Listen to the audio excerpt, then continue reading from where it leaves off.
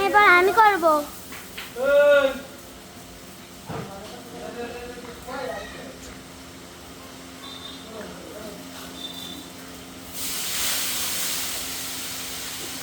দুধ দাও, দুধ দিচ্ছি, আগে জল দিয়ে তারপর দুধ জল দিয়ে পানি পানি